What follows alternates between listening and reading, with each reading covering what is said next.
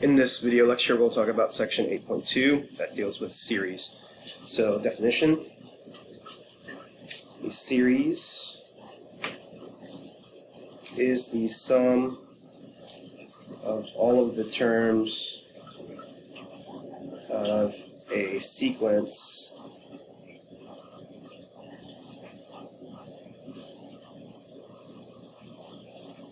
AN. Okay. So that would be A1 plus A2 plus A3 plus so on and so forth, which we can represent as the summation as n goes from 1 to infinity of the terms in the sequence. Okay. So here our goal is to determine whether or not these series converge or not.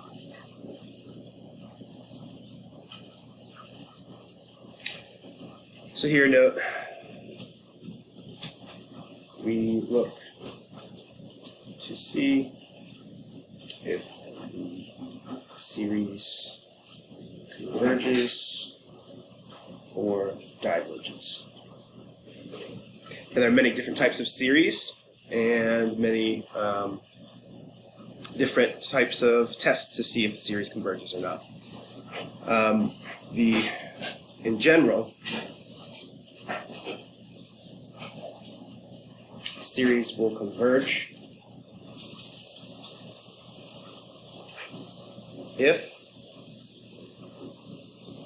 the limit as n goes to infinity of the partial sums of the series converges. So it goes to L, and L is finite.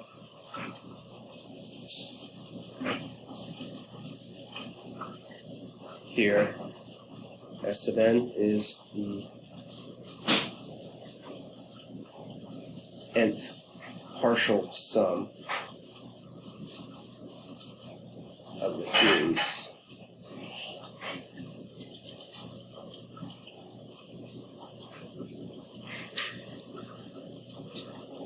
So what is a partial sum? So definition, the nth partial sum is the sum of the first n terms of the series. So for example, the first partial sum is simply the first term. The second partial sum is the sum of the first two terms. The third is the sum of the first three terms, and so on.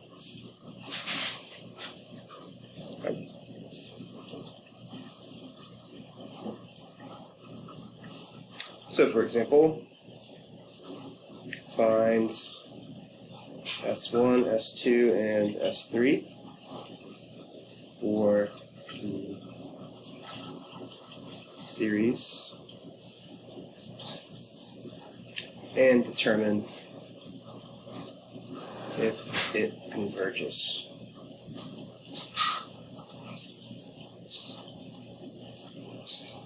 So here we have some n goes from 1 to infinity of n.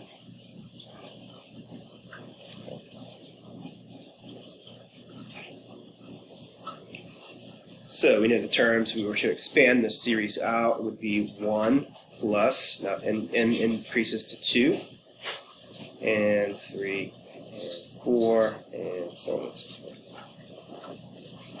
So the first partial sum is simply the first term in the series, which is 1. Second partial sum is 1 plus 2, which is 3. The third would be 1 plus 2 plus 3, which is 6.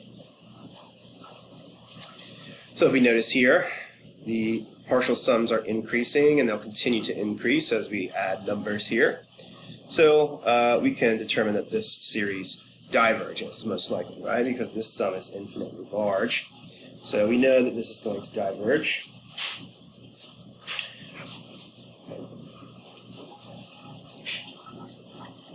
And let's think about why. Well, what is can we find a formula for the sum here, the nth partial sum? And in fact, we can. The sum of the first n integers, it can be given by the expression, nth partial sum, let's say, is n times n plus 1 over 2. In fact, this is a well-known formula that calculates the sum of the first n integers. If we were to check that limit as n goes to infinity of n times n plus 1 over 2, we would get infinity. So this also tells us that the series diverges. We could gather that from just the sum of the first several terms. We know that this thing is going to diverge. Let's try another one.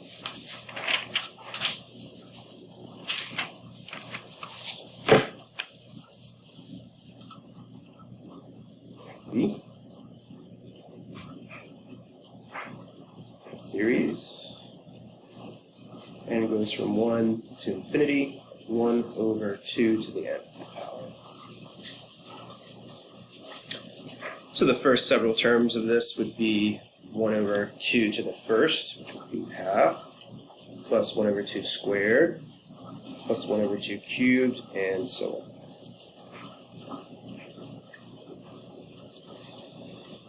So here, if we take a look, we see that instead of increasing this time, we are decreasing the value that we add each time. So even though there are infinitely many of them, this could converge to some value, even though we're adding infinitely many fractions. So how do we determine that? Well, let's try to figure out if we can't get a pattern involving the partial sums. So the first partial sum is 1/2. The second partial sum is 1/2 plus 1/4, or 3/4. The third partial sum would be 1/2 plus 1/4 plus 1/8. And this ends up being 7/8. We'll do one more. S4 would be S3 plus 1 over 16, which is 7/8 plus 1/16 is 15/16.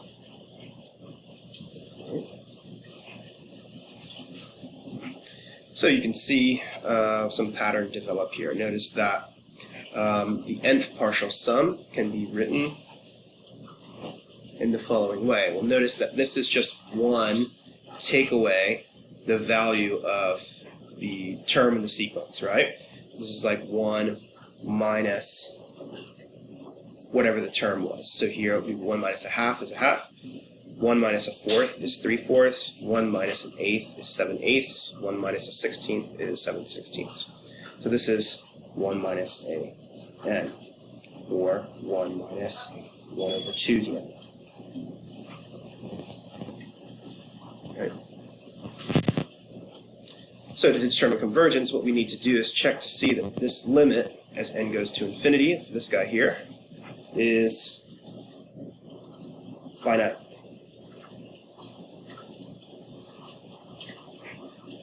So if we do that, as n goes to infinity, we have just 1 here, minus. Now as n goes to infinity, we have 1 divided by infinity, which is 0. This guy goes to 0 as n goes to infinity. Therefore, our limit is 1. And in fact, the sum of all of these terms will be equal to 1, because that is the limit of the nth partial sum.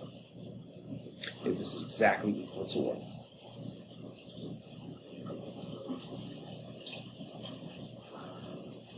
Alright, so we know that this guy converges.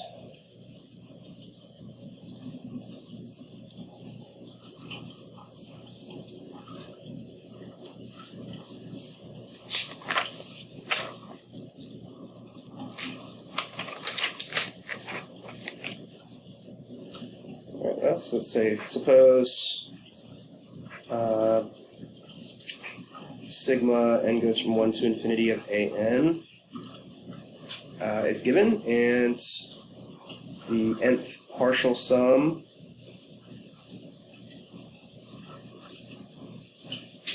can be calculated to be S sub n equals 2n over 3n plus 5.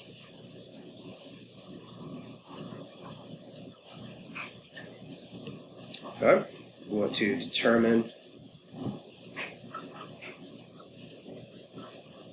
if the series converges or diverges.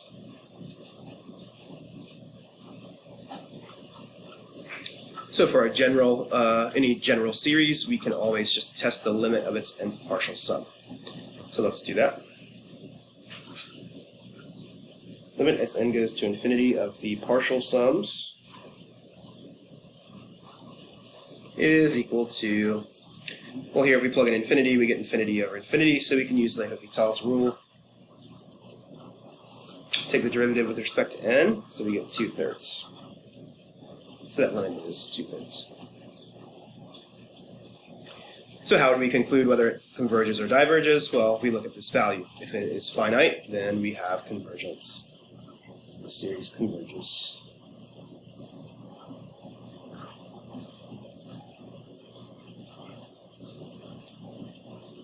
Okay. Now, many times it's really hard to get the pattern for the partial sum. So this we can use for any given series, but a lot of the times it's not really easy to find this pattern. Okay. So there are several different ways to determine convergence, and it depends upon a couple of things. So one is the form of the series. So there are several special types of series that we can discuss, and one of them are geometric series.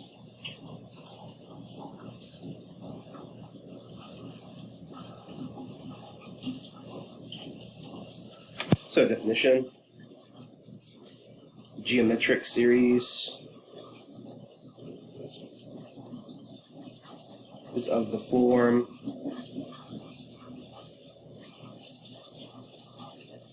sigma n goes from 0 to infinity of a times r to the n. Okay. So if we expand this, if we notice n here is starting at 0, and that's okay. If n is 0, we have a times r to the 0, which is a, plus, if n is 1, we have a times r, plus, if n is 2, a times r squared, and so forth. Okay. So here, each successive term is obtained by multiplying the previous term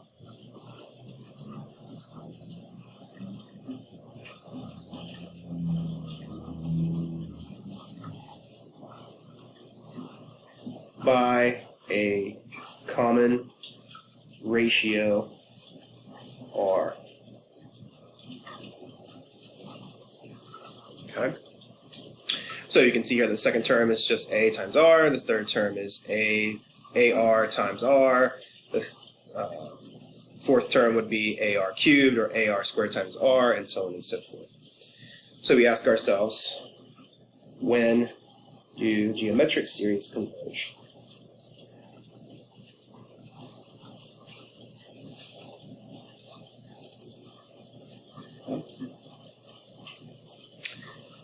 So it's all dependent upon what r is, right? So let's look at different scenarios for r. If r is 1, we get sigma a times 1 to the n, and it goes from 0 to infinity. So let's expand this. This would be a times 1 to the 0, which is a, plus a times 1 to the first, which would also be a, plus a times 1 squared is also a, plus so on and so forth. So we can see here, if we add a, whatever number a is, if we add a infinitely many times to itself, we would get infinity, right? If a is 2, 2 plus 2 plus 2 plus 2 plus 2 goes to infinity. If a is 1, 1 plus 1 all goes to infinity. If a is a half times a half plus a half, plus a half, plus a half, that also goes to infinity. So no matter what a is, as long as a is not 0, of course, this will go to infinity. Okay? If r is greater than 1, let's do this. If r is non-1, not equal to 1. Let's see how we can do this, okay? So if r is not equal to 1, then the nth partial sum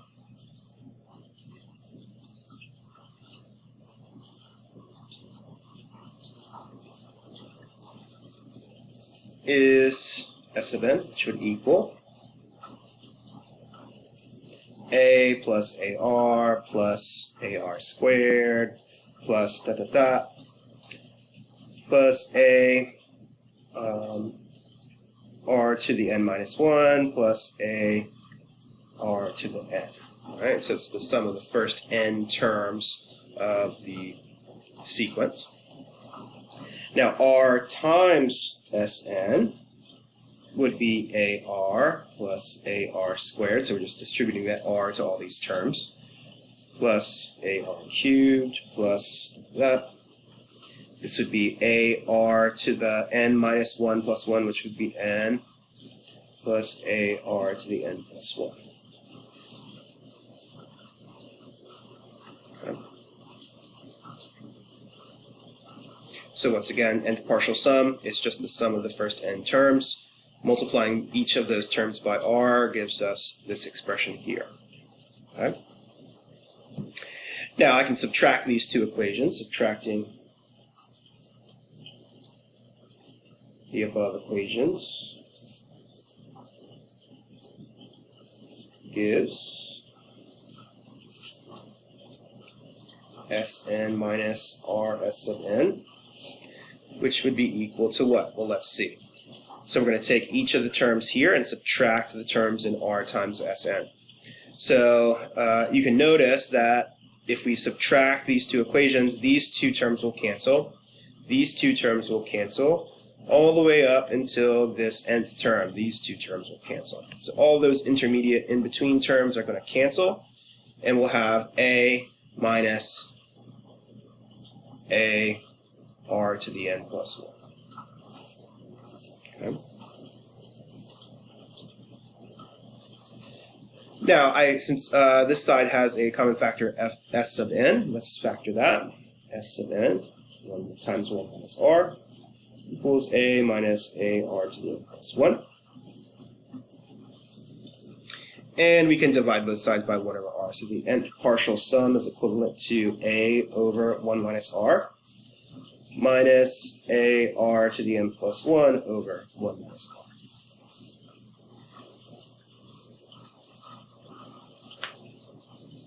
Okay.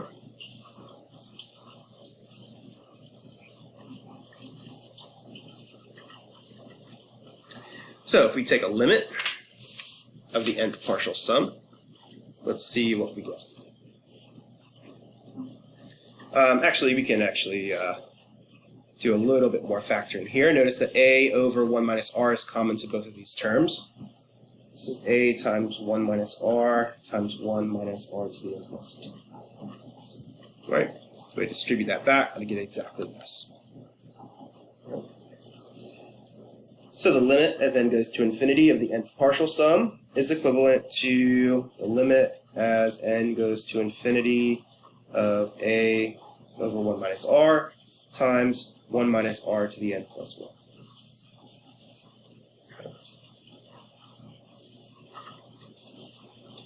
So taking a look at this limit, notice that the only thing that's dependent upon n is this term right here, right? So in order for this to converge, we know that this guy has got to be finite. This limit has to be finite. The only way to get a finite value is if r is smaller than 1. So here, we know that this is equivalent to a over 1 minus r minus the limit as n goes to infinity of 1 r to the n plus 1. Again, we can just pass that limit. This doesn't depend upon n, neither does this, so we can just pass the limit there. So we can see that in order for this to go to 0, r must be a fraction between 0 and 1, either positive or negative. So in order for the limit to be finite and the series converge, then r, the absolute value of r, let's say, must be less than 1. Okay?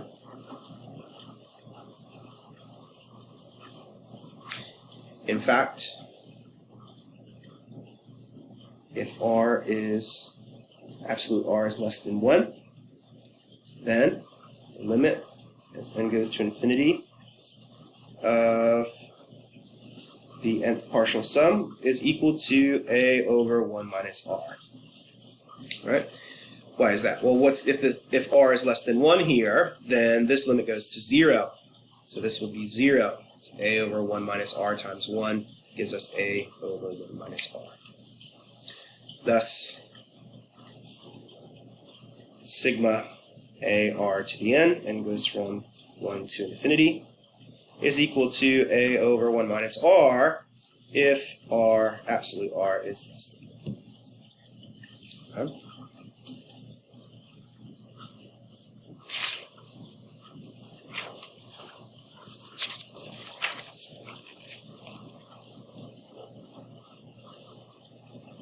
All right, so let's look at an example.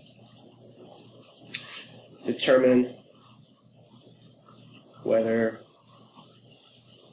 the geometric series converge or diverge. Okay, let's look. So 5, negative 10 thirds, plus 20 over 9, minus 40 over 27, and so forth.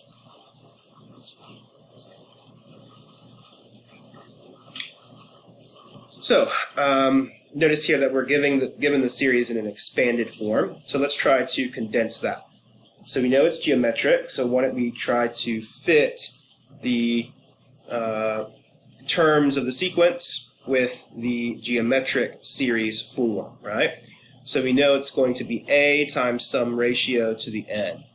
So what is a? So note that a is always the first term of this series. So we'll start at n goes from 0 to infinity. A is the first term of the series, so 5, times some ratio to the nth power. So how do we find that ratio? Well, we can think of it as what we need to multiply to get to the next term in the series each time, right? So what do we multiply 5 by to get negative 10 over 3? Well, we know it's going to be negative, and this is like 5 over 1, so 2 over 3, negative 2 thirds gives us negative 10 thirds. Now let's think.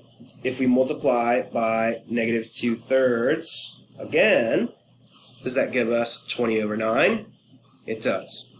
And again, negative 2 thirds gives us negative 40 over 27. Therefore, our value is negative 2 thirds. So here we have the sigma notation for our series. And if we notice, the absolute value of r is less than 1, right? So the absolute value of negative 2 thirds is less than 1, which means the series converges.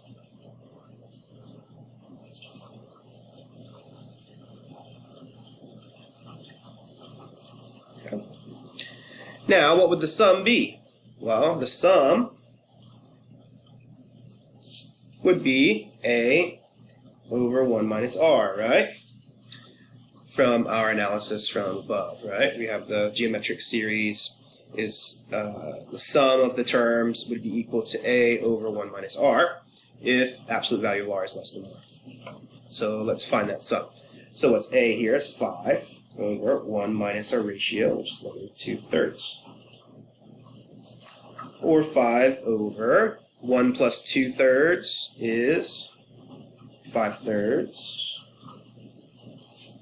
And 5 divided by 5/3, or 5 times 3/5 is 3. Therefore, our series will converge, and it converges to 3, right? The sum of all of those terms in this sequence are going to converge to 3. Let's try another one.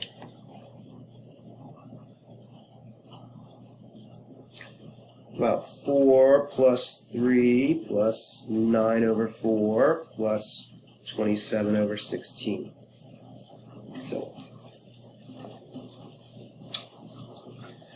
So by the directions, we know that this is geometric, so we can try to fit it to the appropriate form of our geometric series.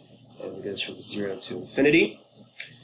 First term is 4 times some ratio to the nth power. So let's do our analysis here. What is the ratio? What do we multiply by each time to get to the next term? Well, this one is pretty simple, right? Let's start here. What do we multiply 9/4 by to get 27/16? Well, that would be 3/2, right? 3/2 is r. If I multiply, 3/4. 3/4 here. 3/4 gives us 27 over 16. If I multiply 3 by 3/4, do you get 9/4? This is like 3 over 1, right? So yes, if we multiply by 3/4 there, we get 9/4. If I multiply 4 by 3/4, do I get 3? That's like 4 over 1. 3/4 times 4 is 3, so that is correct. So we can see here our r is 3/4 each time. So I have my geometric series in sigma, collapsed sigma notation. Sigma n goes from 0 to infinity of 4 times 3/4 n to the n. All right, so let's think about it. Does this converge or not? Well, all we need to do is look at r. R is less than 1, right? Absolute value of r, 3/4, is less than 1, which indicates that our series converges. The series converges. And in fact, we can actually find the sum of this series, right, by using that little formula. So the sum is equal to a over 1 minus r. A is 4 over 1 minus 3/4. So it would be 4 over 1/4, which is 4 times 4, or 16. Thus the sum of the terms 4 plus 3 plus 9/4 plus 27/16 plus and so forth will be equal to 16.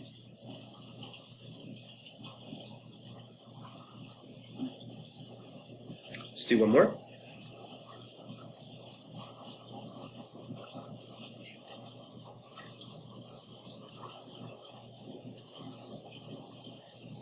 We have 9/4 minus 9 over 16 plus 9 over 64 minus 9 over 256 and so forth.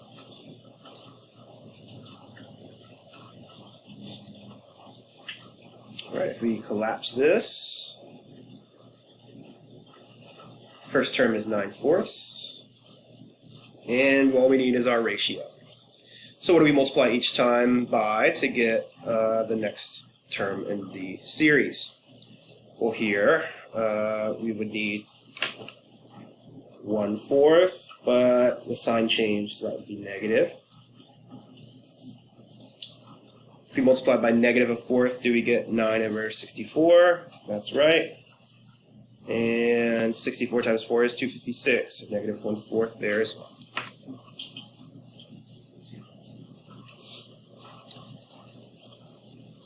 So we know that this converges since absolute R, which is absolute value of -1/4, is less than 1. And the sum is 9/4 over 1 minus -1/4. That's 9/4 over 1 plus 1/4 is 5/4, which is 9/5. So this sum is equivalent to 9/5. So geometric series are basically one of the most simple series to work with because they have such a nice property.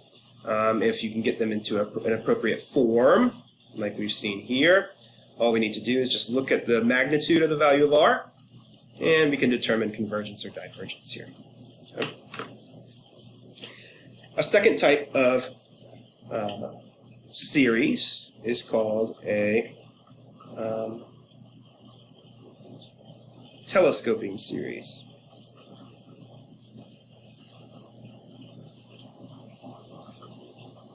But before we do that, let's do a test for divergence, okay? So there is a generic test for divergence.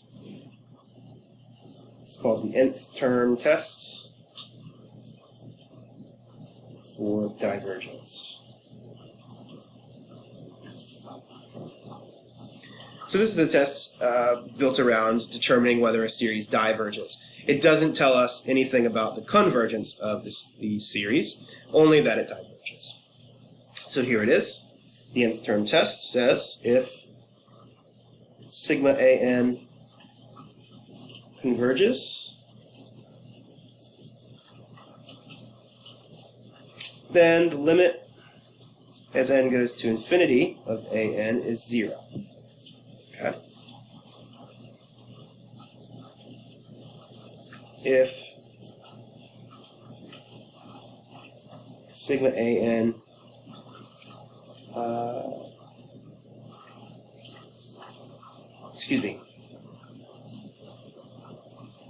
if the limit as n goes to infinity of an is not 0 or does not exist, then the series sigma an will diverge.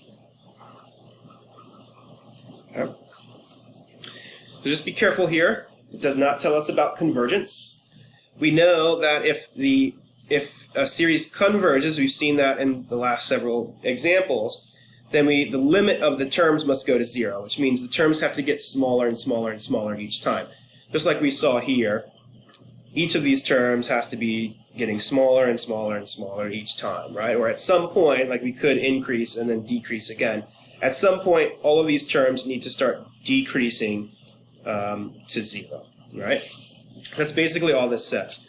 If we know a series converges, then we know the terms of the series must go to 0. However, if those terms don't go to 0, or the limit doesn't exist, then we say that the series diverges. So this is our nth term test. We test to see if the series diverges by looking at its limit of its terms, right? So let's look at an example.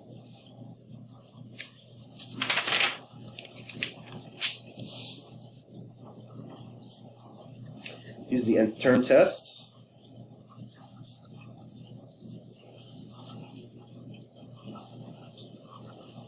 For divergence to determine if series diverges. So it's an example. That's okay. Okay. So sigma goes from 1 to infinity of n squared over 5n squared plus 4. Okay. Whenever you're faced with a series, it's important to try and use the nth term test for divergence first before you go into any more complicated tests, because this one's pretty simple. So all we need to do is we need to check the limit as n goes to infinity of all the terms of this series, right? Where do those terms go to? So what's this limit? Well, we know that when the powers of the exponents are the same, we take the ratio of the coefficients to find this limit, right? We could use L'Hopital's rule a couple of times and do that, but an easy way is just to look at the power makeup, if it's irrational like this, and we know that the limit is 1/5, right, automatically. It's the ratio of lead coefficients, because these powers are the same. So here, since the limit of the terms goes to 1/5, that means that far down the line in the sequence, all the terms are basically more or less 1/5. They're very, very close to 1/5. So basically what we're doing here is so if we look at like the first couple of terms here, the first term would be 1 over 9. The second term in the series would be 4 over 24. The third term would be 9 over 9 times 5 plus 4 is 49, and so on and so forth, right? But basically, down the line, if you go towards the very end of the series, the terms that you get towards the end are all 1/5. So you're just adding 1/5 plus a fifth plus a fifth plus a fifth plus a fifth infinitely many times, which means that this sum is going to blow up, right? Even though it might be just adding a fifth each time, at some point this is going to reach infinity, much, much larger value. So here we see that this series diverges. Okay. Let's do one more. So you can see that this is a pretty simple test if you can find that limit easily. What about this one?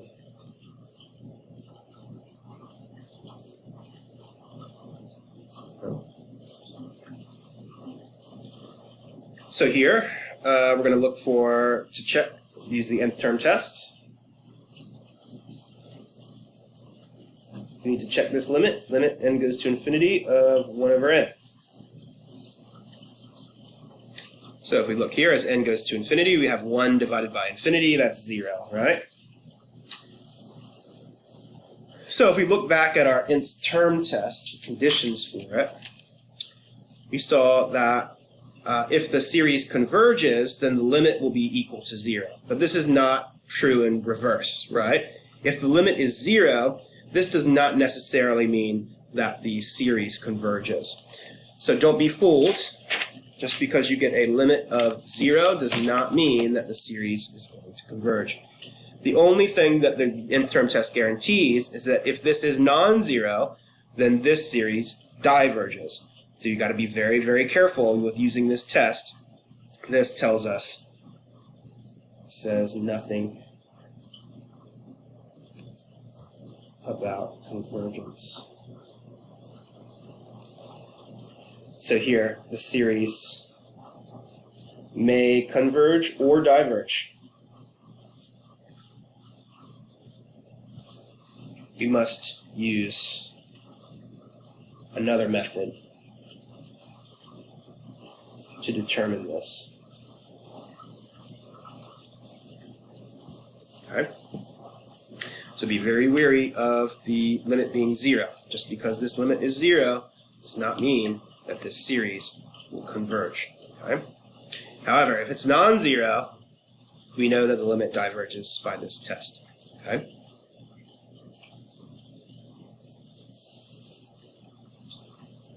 Now, I've given you in Blackboard, I've given you this table, okay? So you may want to go ahead and print this table out, and we're going to fill it in as we go, Okay, so we've done a few different tests here. We've done actually the first three. General convergence test, nth term test for divergence, and geometric series test. So once we're done with this lecture, with each subsequent lecture as well, I will be filling this in for you. Okay? Let's look at another special type of series. It's called a telescoping series.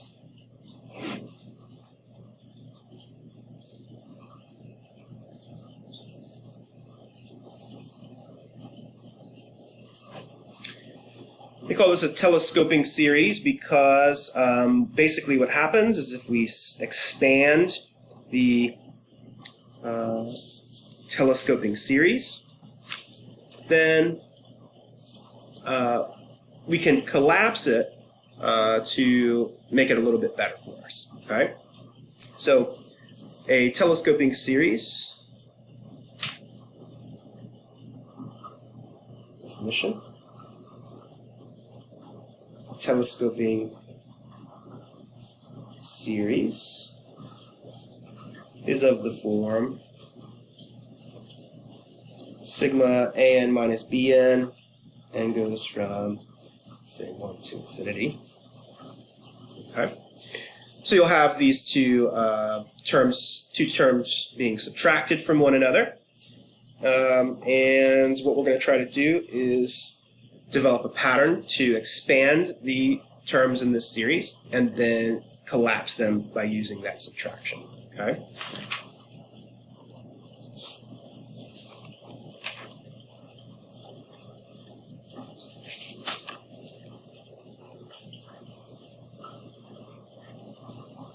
So let's look at an example. Show that sigma n goes from 1 to infinity of 1 over n times n plus 1 converges, and find the sum.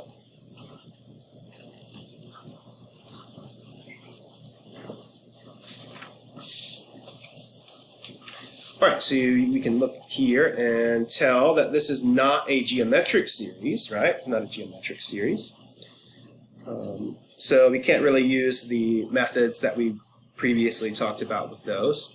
You can see that if you just do the nth term test kind of in your head very quickly, just look at the limit of these terms. As n gets very large, you have 1 over a large number, that's 0. So the nth term test doesn't tell us anything about convergence or divergence in either. All right? So what we're going to try to do is rewrite this so that it has this form, something being subtracted from something else. Okay? So how can we do that? Well, it's not in that form quite yet, but if you remember, we had a way of rewriting something that looks like this so that we could separate it into smaller pieces or smaller fractional pieces. And we can use partial fraction decomposition.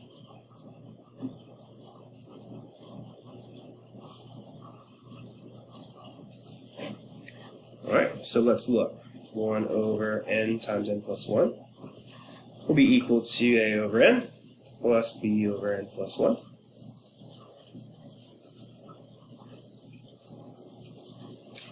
So we see that 1 will be equal to a times n plus 1 plus bn, or a plus bn plus a. So we know that a plus b is 0, and a is equal to 1, which means b is negative 1.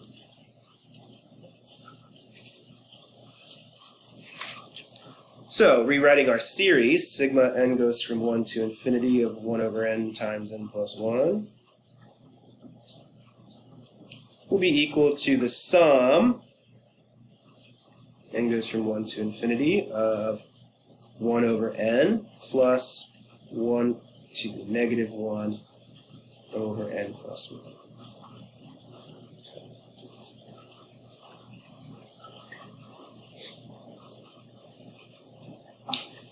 So we have it in a form for a telescoping series, right? Because this is the same thing. Sigma n goes from 1 to infinity.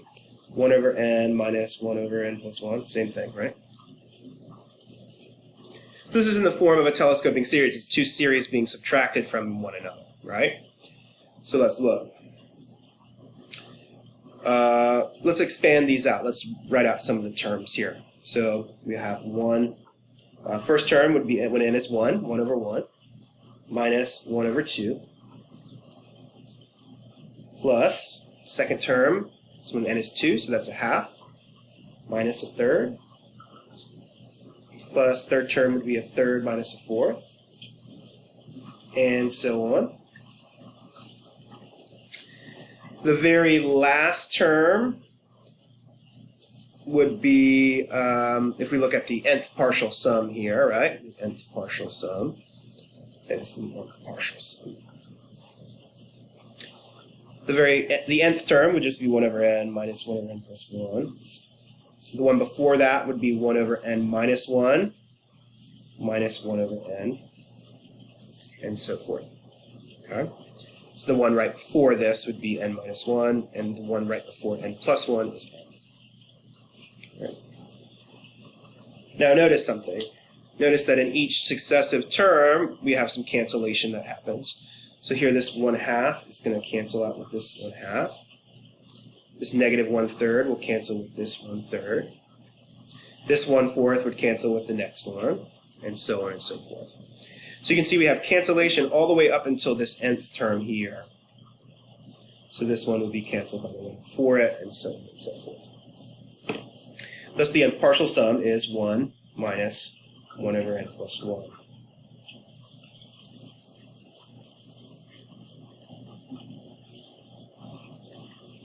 Okay.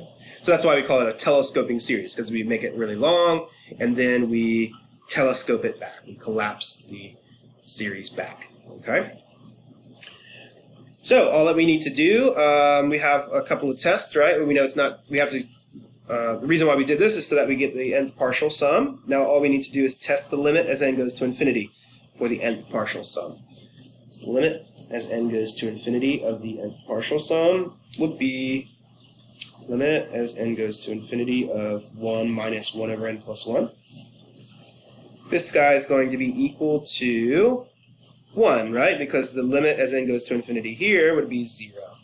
So that's 1. So again, we have the nth partial sum. All we need to do is take its limit, right? So the sum, all the sums approach 1 here, right? So this implies the series converges.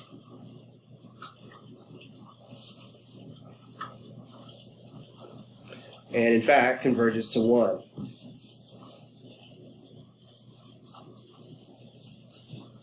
I.e.,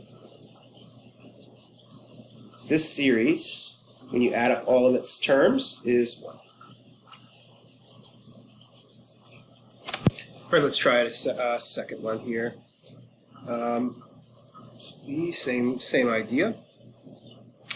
So sigma n goes from 1 to infinity of 2 over n squared plus 2n. So we're going to determine if this converges, and if we can, find the sum. Okay? So let's take a look. Looks like if we consider the nth term test here, if we just find the limit of this sequence in our head, we see that the limit as n goes to infinity is 0. So the nth term test for divergence tells us nothing about divergence or convergence here. So what we want to try to do is see if this is one of the special ones we've been talking about. It is not geometric, but you can see that since it is a rational type, the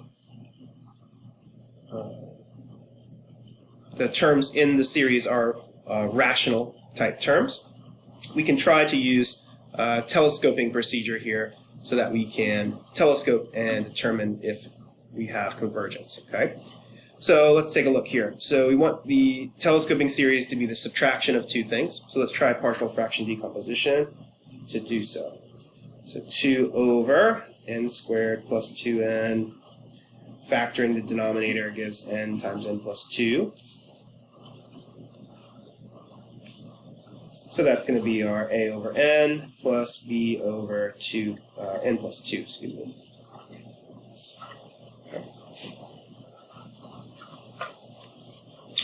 So doing our partial fraction decomposition, we see that we're going to have 2 equal to a times n plus 2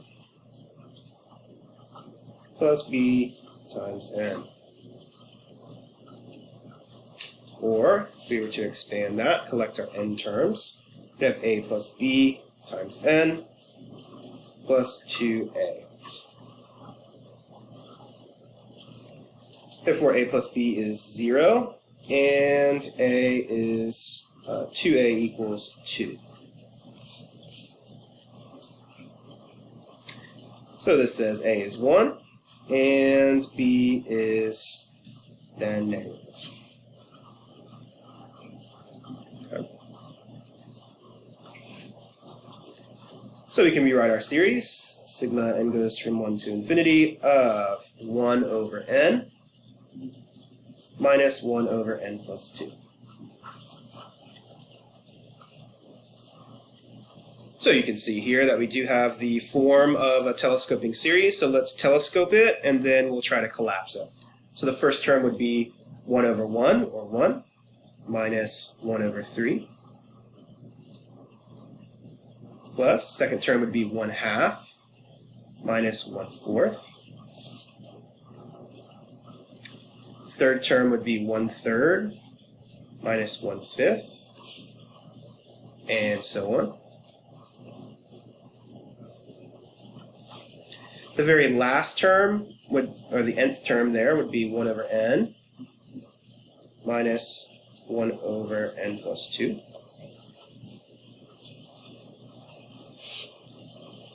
The term before that would be 1 over n minus 1 minus 1 over n plus 1. And the term right before that would be 1 over n minus 2 and 1 over n.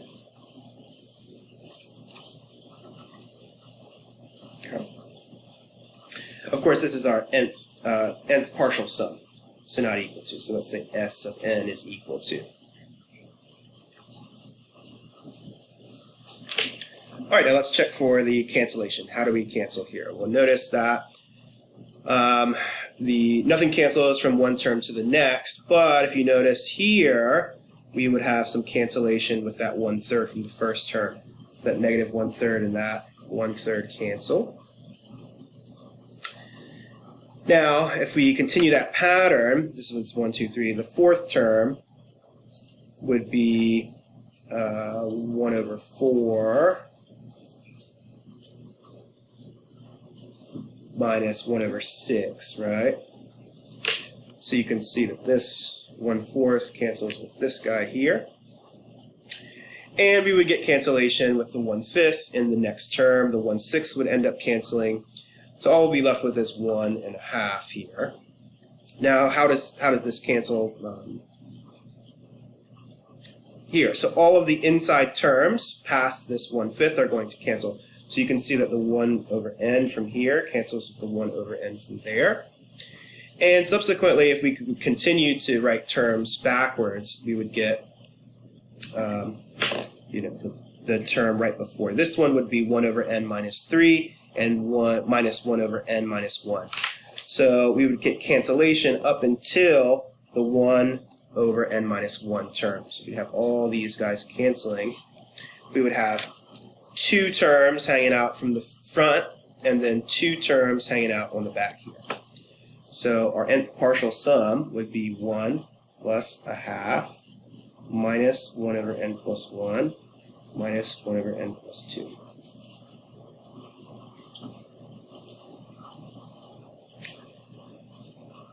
So the limit here, if we check the limit of the nth partial sum, would be 3/2 minus 1 over n plus 1 minus 1 over n plus 2. So you can see here, as n goes to infinity, both of these guys go to 0, Therefore, our limit is 3/2, and we have convergence.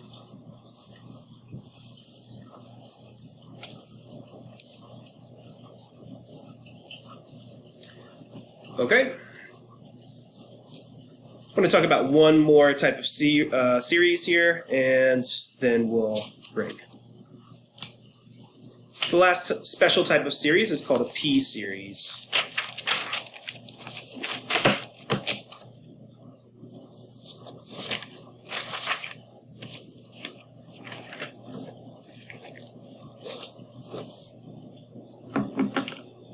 P-series.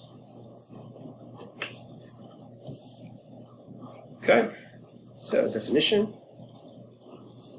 A p-series is of the form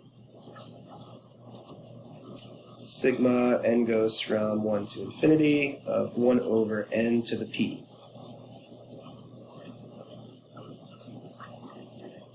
So if we were to expand that out, that would be 1 over 1 to the p, 1 over 2 to the p, 1 over 3 to the p, so on and so forth. So these are not geometric, these are a p-series. You can see that we'll have some power. P is some number, okay?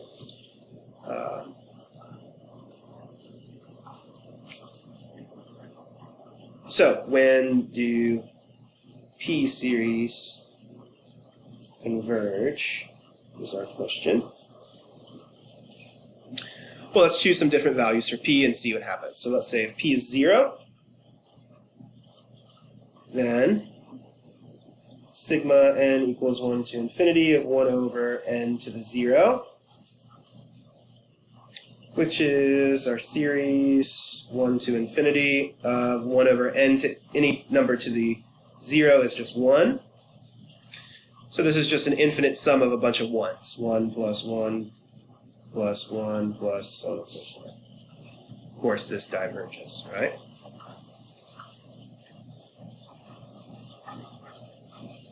So if p is 0, then this series will diverge. If p is less than 1, let's say, then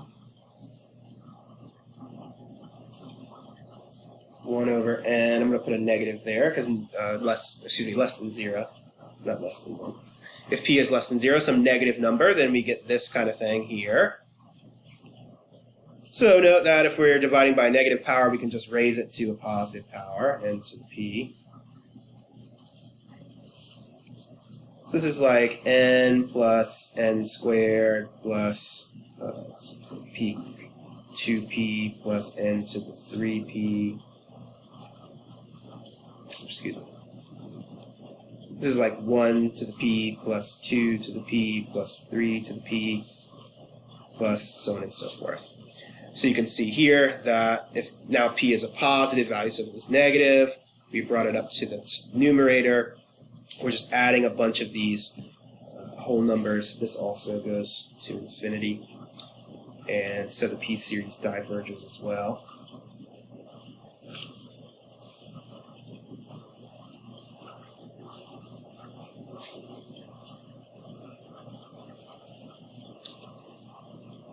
If p is equal to 1, then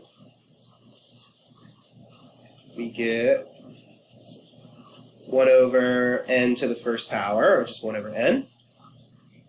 So this is the one we saw before. Remember the Nth Term Test says that this limit will go to 0, so that doesn't tell us anything about convergence or divergence. So this guy might converge or might not. So let's look at the terms. It would be 1 plus a half plus a third plus a fourth and so forth. So we've seen series like this where we have some fractions and we're just adding a smaller and smaller fraction each time. So does this guy converge or diverge? Well, it's hard to tell, right? It's hard to tell at the moment. So let's look at Desmos. It's a graphing calculator online and see if this guy is going to converge. All right, so here is Desmos. Let's put in our sequence there. So our sequence is a sub n equals 1 over n. So here you can see in Desmos, the purple dots here are the terms in the sequence. So here we would have 1, 1 would be the first one. Here is when n is 2, you get a half. When n is 3, you get a third, and so forth, right? So the purple dots are the sequence values. So you can see that the sequence converges to 0. However, the series here are the red dots. The series are the sum. So what it's doing is taking and adding 1 plus a half, which gives us 1 1/2. The third partial sum would be 1.8333, and so on and so forth. So you can see there that the red dots are the partial sums of the series. So if we investigate what's happening here, well, it looks like these guys up to the 100th term are looks like they're just continuing to increase. It doesn't seem like they're leveling off at all. Maybe there's some leveling there. Let's change this to 1,000. Let's see what we get. So here, doesn't seem like it's stopping for us, right? Looks like these red dots just continue to increase forever and ever. So, from Desmos, we see that this is infinite. This diverges as well. Okay.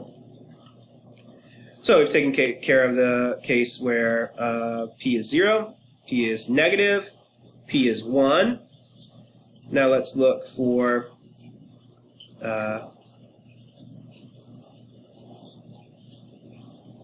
if p is in between 0 and 1. So we have some fraction, right? Some fraction. Over here, n to the, let's say, p there. So, for example, let's do a half instead. For example, let's do 1 over n to the 1/2.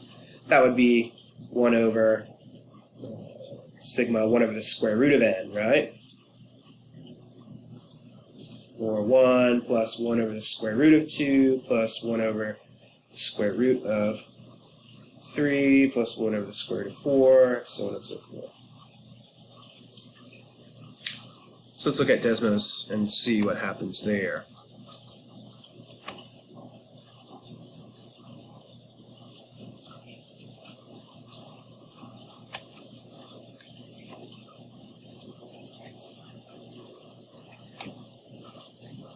So you can see again the purple dots, looks like they're going to 0, right?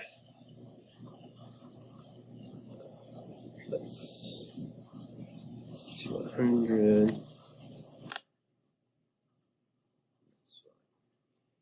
So the purple dots represent the terms in the sequence, right? The red dots are the terms in the series.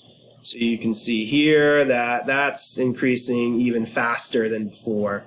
So this guy diverges.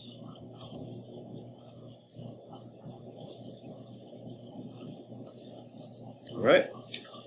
So we've got equal to 0, less than 0, equal to 1. P is between 0 and 1. The only other set that we have is if P is larger than 1. So an example would be like 1 over n squared. Okay.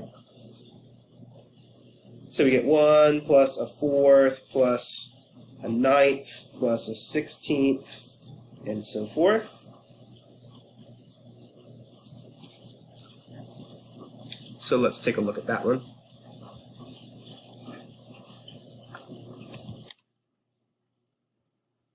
All right.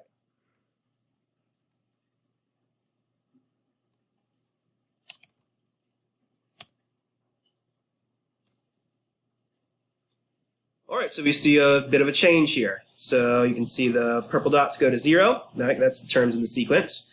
here is the series terms, right? So you can see that the series is leveling off, right? It's just that becomes kind of a horizontal line that all these points are following.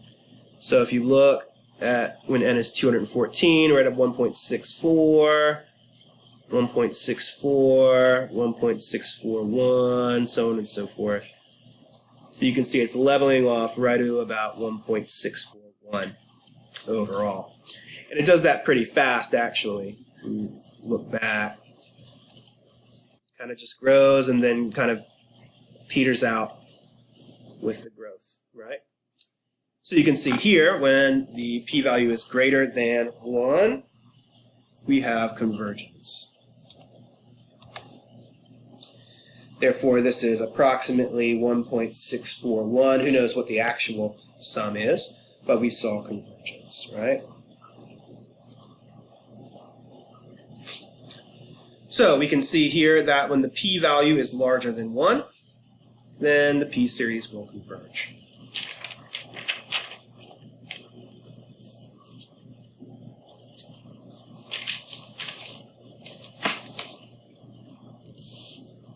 So let's do a couple of examples. Determine if the series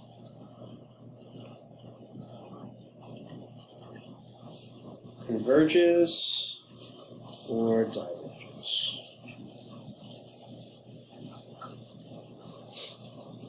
So let's look at this one.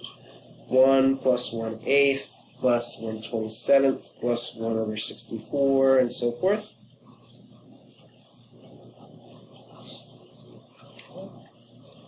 Let's try to see if we can write more compact notation here. Is this geometric? Well, not quite, right? We'd multiply by an eighth here, but then an eighth times an eighth would give us a 64th, so we have an extra term in there. So this is not geometric. Looks like the limit is going to 0, right? Because they're getting smaller and smaller each time. It's not telescoping because we can't really do any cancellation. So let's try and rewrite this in a sigma notation. See what we can do. So this is going to be like 1 over, we'll notice here it's like over 1. When n is 2, we get 8. When n is 3, we get 27. So this is like n to the third down here, right? 1 over 1 to the third is 1.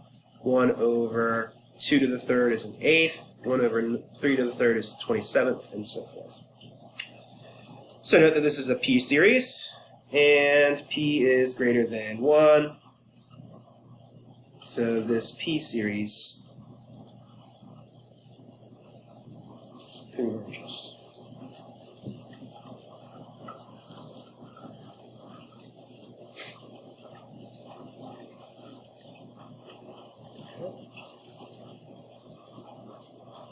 How about 2 plus 9 over 4 plus 28 over 9 plus 65 over 16 and so forth. So let's look here. How would we compact this? So let's say n goes from 1 to infinity. Well, at the bottom, they're just the squares, right? You can see the squares and squared down there. And on top, let's see what we have. We have 2, 9, 28, 65. Well, these are almost the cubes, right? They're almost the cubes that we saw here. It's just they're different by plus 1. So here we have n cubed plus 1. So this is not a geometric series. Let's try to use the nth term test. What's the limit as n goes to infinity of n cubed plus 1 over n squared? We'll notice that the top power is bigger, so the top value is going to be much larger than the bottom. Therefore, this goes to infinity. Therefore, this series diverges by the nth term test.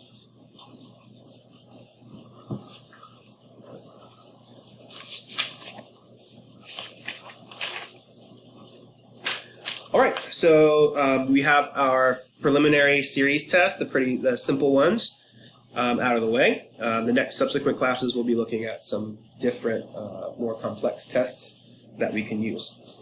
Before we leave, I would like to fill in our table. I have made my own table to conserve that paper. So if you want, you can print this out. We're going to fill it in as we go. So for the general test for convergence, this handles, so what I'm going to put in this column is the form, any special forms that we might see for each of the different tests. We're going to put conditions for convergence here, conditions for divergence, and then any comments that we can make, okay? So for the general test for convergence, it handles any series of this form, sigma an, right? N goes from 1 to infinity. It doesn't have to be 1, but it could be just some value here. So remember, in general, any series will converge if we know that the limit of the partial sums is finite, and L is finite. So if we can find a pattern for the partial sum formula, and we take its limit, and that gives us some value, then we know that the series will converge. It diverges if this limit also diverges. Okay.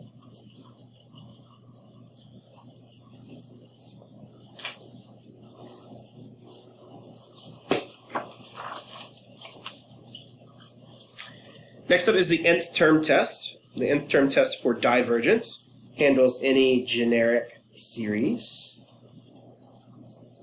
Sigma n goes from 1 to infinity of a sub n.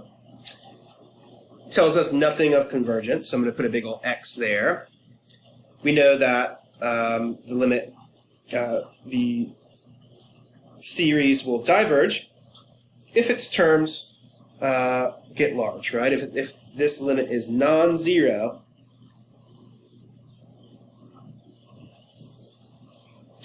then we have divergence, right? This test only tests for divergence. Okay. A geometric series handles series of the form n goes from 0 to infinity, a r to the n. Converges if absolute r is less than 1. Diverges if absolute r is greater than 1 or equal to.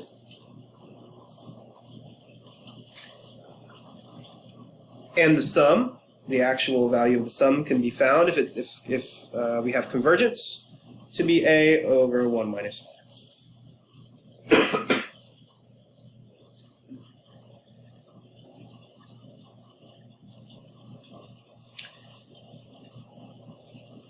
P-series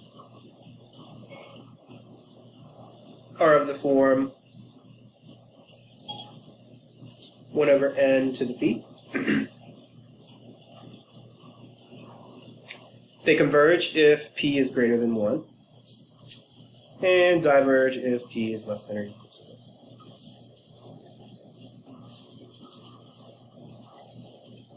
1. And lastly, our telescoping series, if the telescoping can be done,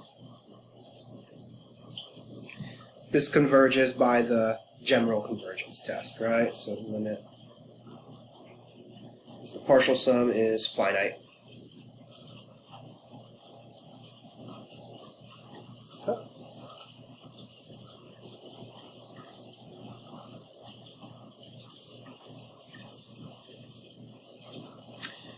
All right, so that does it for our preliminary sequence or series tests. We will be filling in the rest of this table throughout the next coming weeks.